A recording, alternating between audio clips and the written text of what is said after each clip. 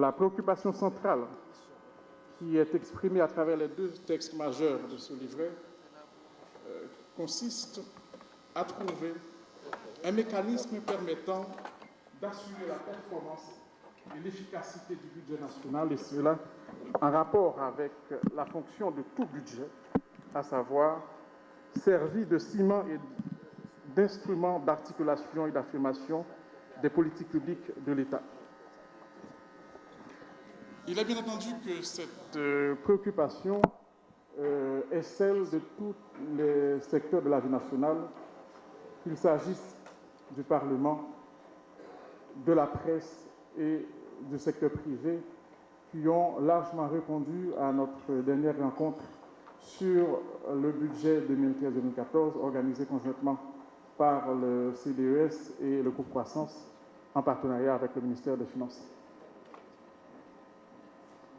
Mais au-delà de cette recherche de performance et d'efficacité actuelle, on peut lire entre les lignes une vieille critique qu'on retrouve dans l'histoire des sciences sociales haïtiennes ou des étrangers qui écrivent sur Haïti. Cette critique porte sur notre archaïsme économique, symbolisé par ce qu'on retrouve dans le livret, la recherche de rente. Et de Paul Morral à Fritz Jean, en passant par André-Marcel Dance et Fred Bourra, ce modèle est décrit en termes de pillage, de prédation, de spoliation, etc., qui conduit le pays dans l'impasse de ce qu'on appelle le sous-développement. Donc, le principal effet de ce modèle est d'enfermer la société dans une espèce de contradiction entre, d'un côté, la peur du lendemain, avec sa logique de survie qui nous conduit dans une sorte d'animosité réciproque, d'un côté, et de l'autre côté, la conscience de coopération dans le cadre d'une entreprise régulière qui doit être le vecteur de la croissance. Et donc, cette contradiction efface ou anéantit toute capacité de projection de soi dans l'avenir collectif, qui au fond est la base de la logique d'intégration, de la démarche d'investissement et de la logique d'engagement civique et moral au sein d'une société.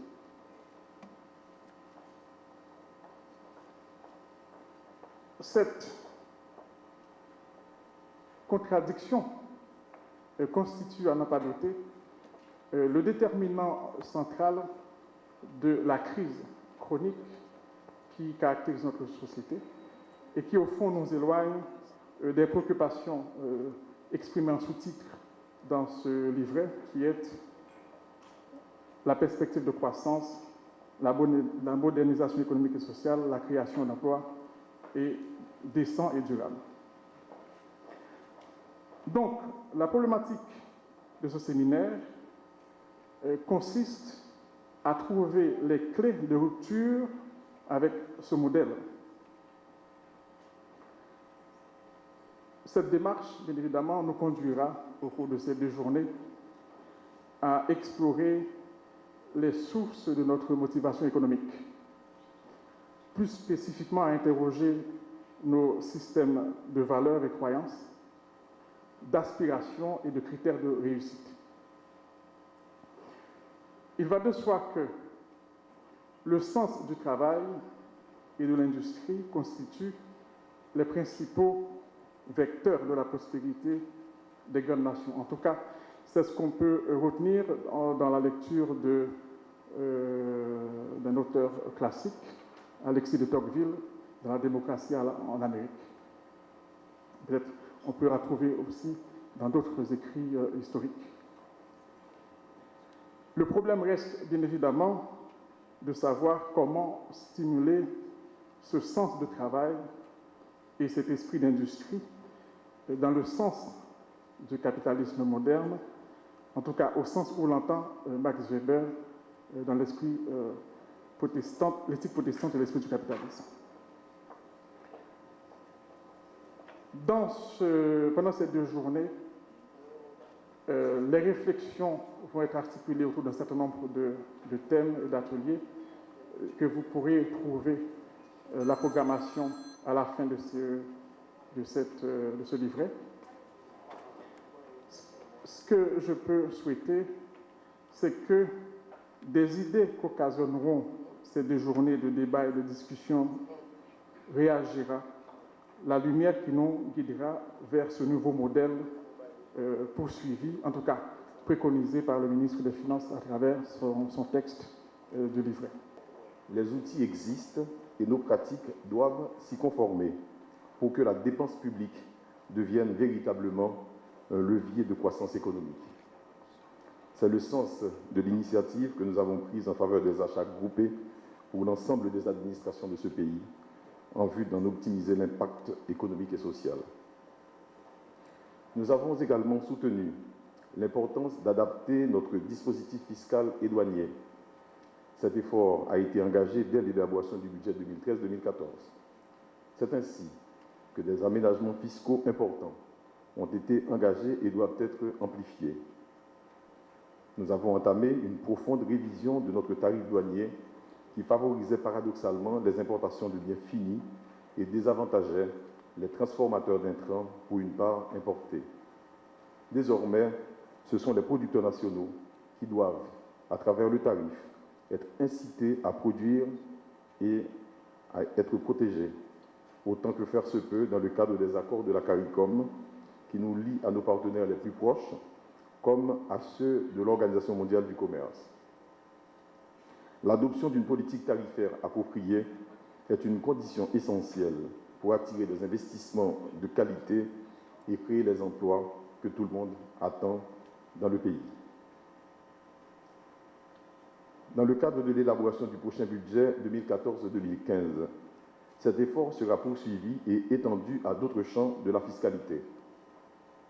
Notre stratégie est d'utiliser cet instrument comme emblème pour attirer les investissements dans le pays en général et dans les régions en particulier, comme par exemple la défiscalisation totale des investissements en capital effectués dans des fonds communs de placement destinés à drainer l'épargne des Haïtiens en général et de la diaspora en particulier et à l'orienter vers des programmes stratégiques définis par le gouvernement.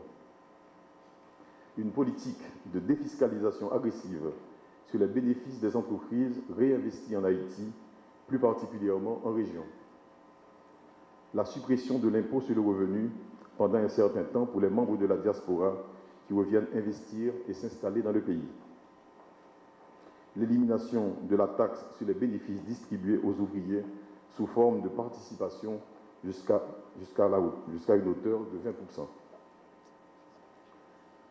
Mesdames, Messieurs, la croissance, c'est également le cadre des affaires, appelé à faciliter la vie des entreprises et les attirer dans le cadre de la compétition internationale. Le chantier reste ici entier. Beaucoup d'initiatives sont prises dans l'administration qui attendent pour donner leur plein effet.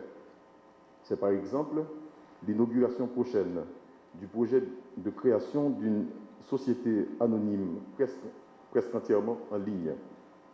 Les tests en interne ont commencé depuis quelques semaines et cet outil va être opérationnel et ouvert au public incessamment pour réduire à 2 ou 3 jours le délai d'une création d'une société anonyme en Haïti. C'est la révision de la législation des affaires. Travail immense en vérité, effectué par la Commission présidentielle pour la modernisation du droit des affaires. Les projets de loi élaborés attendent d'être votés au Parlement.